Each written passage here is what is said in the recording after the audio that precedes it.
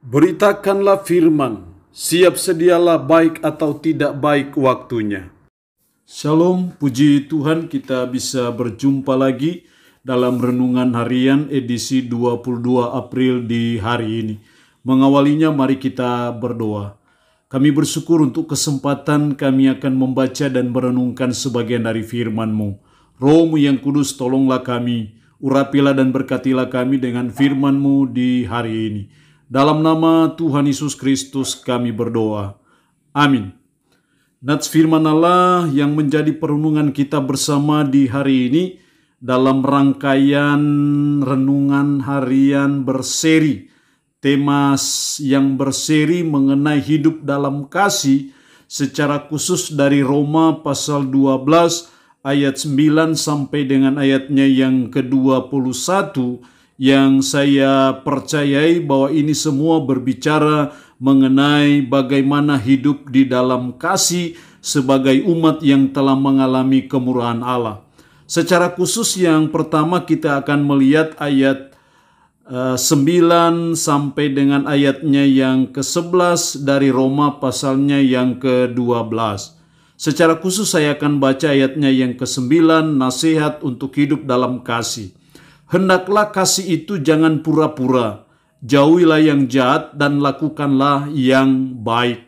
Demikian sabdanya yang intinya mengajar kita, menasihati kita untuk kita hidup di dalam kasih. Sebagai umat yang sudah ditebus dengan darah yang mahal di Bukit Golgota, sebagai umat yang telah mengalami kemurahan Allah yang dijelaskan oleh Paulus dalam pasal 1 sampai dengan pasalnya yang ke-11, maka di pasal 12 secara khusus ayat 9 sampai 21 menuntut kita untuk kita hidup dalam kasih.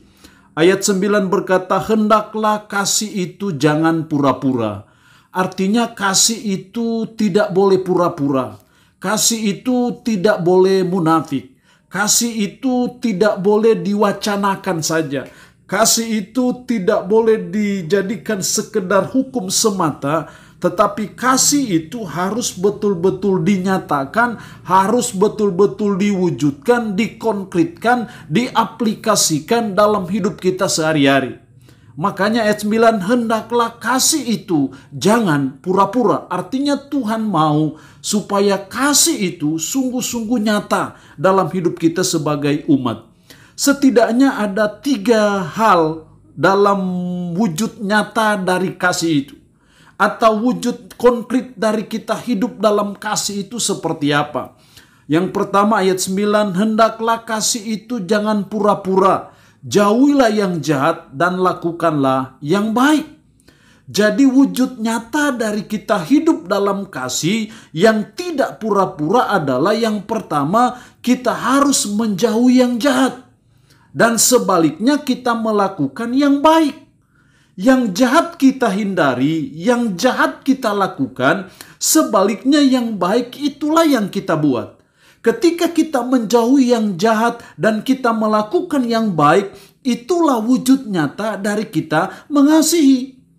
Tapi kalau kita justru menjauhi yang baik dan justru kita melakukan yang jahat, itu namanya kita tidak hidup dalam kasih.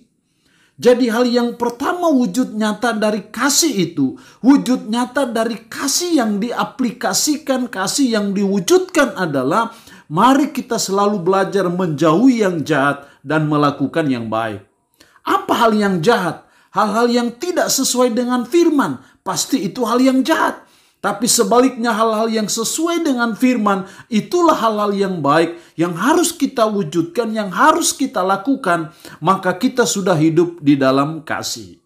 Yang kedua, wujud nyata dari hidup dalam kasih ayat 10. Hendaklah kamu saling mengasihi sebagai saudara dan saling mendahului dalam memberi hormat. Hendaklah kamu saling mengasihi sebagai saudara. Wujud nyata dari kita saling mengasihi adalah saling mendahului dalam memberi hormat. Atau dengan kata lain, kalau kita mengasihi sesama kita, hendaknya kita menghormati orang lain. Wujud nyata dari kita mengasihi, wujud nyata dari kita saling mengasihi sebagai saudara adalah kita mau saling mendahului dalam memberi hormat. Ini hal yang kedua, sebagai wujud nyata konkret dari kasih itu, maka kita harus memberi hormat kepada orang lain. Siapapun dia, apapun dia, bagaimanapun dia, sebagai wujud nyata dari kita mengasihi, kita harus menghormati orang lain. Sebagai yang muda kita belajar menghormati yang tua. Demikian juga yang tua belajar menghormati yang muda. Sebagai bawahan kita belajar untuk menghormati atasan kita. Sebaliknya atasan juga belajar menghormati dan menghargai bawahan kita. Sebagai anak, mari kita menghormati orang tua kita. Sebagai orang tua, kita juga hormat juga kepada anak-anak kita. Itulah wujud nyata dari kita hidup dalam kasih. Tapi kalau kita tidak saling menghormati satu dengan yang lain, kalau kita tidak saling memberi hormat kepada orang lain, maka itu artinya kita menjadikan kasih hanya sekedar slogan, hanya sekedar wacana semata, tapi tidak diaktualisasikan, tidak dikonkretkan dalam kehidupan kita sehari-hari. Jadi hal yang kedua, wujud nyata dari hidup dalam kasih adalah mari kita mau menghormati orang lain. Siapapun dia, apapun status sosialnya, apapun jabatannya, apapun kedudukannya, mari kita belajar untuk memberi hormat kepada orang lain, kita menaruh hormat kepada orang lain, karena itu wujud nyata dari hidup dalam kasih. Yang ketiga, dalam ayatnya yang ke-11, janganlah hendaknya kerajinanmu kendor, biarlah rohmu menyala-nyala dan layanilah Tuhan. Hal yang ketiga dari wujud nyata kita hidup dalam kasih, baik kasih yang bersifat vertikal maupun kasih yang bersifat horizontal. Kalau yang pertama dan kedua tadi kasih yang bersifat horizontal, sekarang kasih yang bersifat vertikal. Janganlah hendaknya kerajinanmu kendor. Tapi sebaliknya apa? Biarlah rohmu menyala-nyala dan layanilah Tuhan. Artinya wujud nyata kasih, wujud nyata kita hidup dalam kasih adalah kita rajin dalam melayani Tuhan. Itu yang dimaksud dengan janganlah kerajinanmu kendor. Kendor dalam hal apa? Dalam melayani Tuhan. Biarlah rohmu menyala-nyala. Untuk apa? Melayani Tuhan. Biarlah kita tetap semangat, tetap antusias dalam melayani Tuhan sebagai wujud nyata bahwa saya hidup dalam kasih, sebagai wujud nyata bahwa saya mengasihi Tuhan, maka saya melayani Tuhan dengan rajin. Atau saya rajin dalam melayani Tuhan.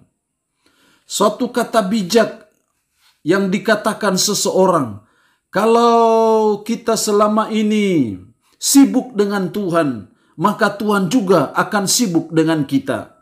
Kalau kita sibuk melayani Tuhan, maka Tuhan juga akan sibuk melayani kita. Itu berarti sebagai umat, sebagai orang percaya, apapun tantangan hidup kita, apapun pergumulan hidup kita, apapun tugas dan tanggung jawab kita, ingat, kita harus tetap rajin dalam melayani Tuhan. Karena hidup ini adalah kesempatan. Suatu waktu kesempatan itu akan hilang, akan habis. Tapi selagi kita hidup, selagi matahari masih terbit, itu tandanya Tuhan masih beri kita kesempatan. Kesempatan untuk apa? Untuk kita rajin melayani Tuhan. Karena saya percaya ketika kita rajin melayani Tuhan, maka Tuhan juga akan rajin melayani kita. Ketika saudara dan saya sibuk dalam pelayanan, sibuk dalam pekerjaannya, sibuk dalam pemberitaan Injilnya, sibuk memikirkan kerajaannya, sibuk memikirkan gerejanya, maka saya percaya Tuhan juga akan sibuk memikirkan hidup kita, memikirkan kebutuhan hidup kita, memikirkan akan masa depan hidup kita, memikirkan akan keluarga kita, anak cucu kita ke depan. Karena kita sibuk melayani Tuhan. Itulah wujud nyata, wujud konkret dari kita hidup di dalam kasih, baik kasih yang bersifat vertikal maupun kasih secara horizontal. Mari sebagai umat, sebagai orang percaya, kita betul-betul mengaktualisasikan kasih itu dalam hidup. Sehingga kasih bukan hanya di bibir, kasih bukan hanya sekedar wacana, kasih bukan hanya sekedar slogan semata, tapi konkret nyata dalam hidup kita sehari-hari. Allah yang mempunyai firman ini memberkati kita dengan firman-Nya di hari ini. Amin. Mari kita berdoa. Puji syukur untuk kebenaran firman-Mu di hari ini, yang boleh mengajar kami supaya kami hidup dalam kasih, supaya kasih itu nyata konkret dalam hidup kami. Setidaknya ada 3 wujud nyata dari kasih berdasarkan Roma pasal 12 ayat 9 sampai dengan ayatnya yang ke-11. Yang pertama, supaya kami menjauh yang jahat dan sebaliknya kami melakukan yang baik. Itulah wujud nyata kasih itu. Dan kami mau saling mengasihi satu dengan yang lain dengan cara kami mau menghormati orang lain. Siapapun dia, apapun dia, kami mau belajar menghormati mereka, karena itulah wujud nyata dari kasih itu. Tapi juga kami mau rajin dalam melayani Tuhan sebagai wujud nyata kasih yang bersifat vertikal, kasih yang bersifat ke atas, yaitu kepada Tuhan. Kami mau supaya roh kami menyala-nyala dalam melayani Tuhan. Kami rajin dalam melayani Tuhan. Kami tidak kendor dalam melayani Tuhan. Karena kami percaya ketika kami sibuk melayani Tuhan, maka Tuhan juga akan sibuk melayani kami. Roh-Mu yang kudus menanamkan dan meteraikan firman ini dalam hati dan pikiran kami. Terpujilah nama-Mu, dalam nama Tuhan Yesus Kristus kami berdoa. Amin. Shalom, sampai berjumpa lagi dalam renungan harian edisi berikutnya.